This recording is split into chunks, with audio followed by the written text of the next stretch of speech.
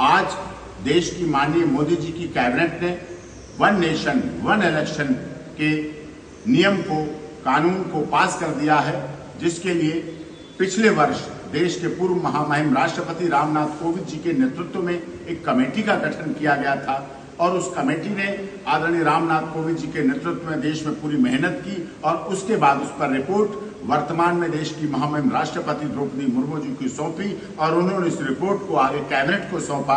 आज माननीय मोदी जी की तीसरे टर्म की कैबिनेट ने वन नेशन वन इलेक्शन को बिल को पास कर दिया है। अब उस पर आगे चर्चा होगी, राजनीतिक दलों से सुझाव लिए जाएंगे, युवकों से सुझाव लिए जाएंगे, एनजीओ से सुझाव लिए जाएंगे, सामाजिक लोगों से सुझाव लेंगे, जिससे आगे उसके कार्य की परिणति हो सके। ये बहुत आवश्यकता हमारे देश में वन नेशन वन इलेक्शन, क्योंकि साल में 3 इलेक्शन तो हमारे यहाँ होते हैं, एक लोकसभा, एक विधानसभा और एक नगर निकाय कह लें, नगर पंचायत कह लें, ग्रामीण चुनाव कह लें, 3 चुनाव होते थे। तो 1.5 साल में लगभग चुनाव होते थे। हर समय चुनाव का माहौल बना रहता था। छात्र छात्राओं के पढ़ने की बात हो, शासन प्रशासन की भी समस्याएं होती थी। हर बार इलेक्शन मोड में ही देश रहता था। अब ऐसा नहीं होगा। 5 साल में एक बार एक ही साथ लोकसभा का भी चुनाव होगा, विधानसभा का चुनाव भी होगा इस बार अभी। फिर उसके बाद आगे नगर निगम के भी चुनाव, निकाय पंचायत के चुनाव भी साथ होंगे एक ही साथ। एक बैलेट लोकसभा, एक बैलेट विधानसभा,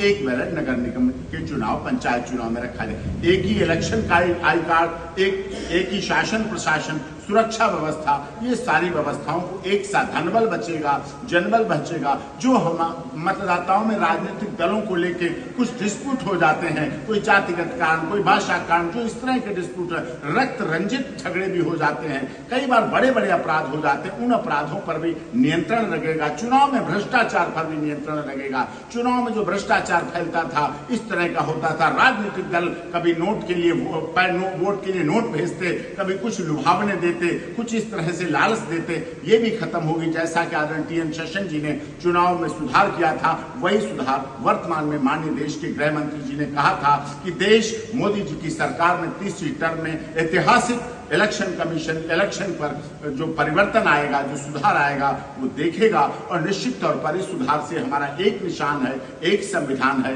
एक देश है, एक इलेक्शन है और पूरे उस आधार पर जो होगा देश में शांति भी आएगी और देश दुनिया का सबसे बड़ा लोकतंत्र है, मदर ऑफ डेमोक्रेसी है, वो भी दिखेगा पूरी दुनिया।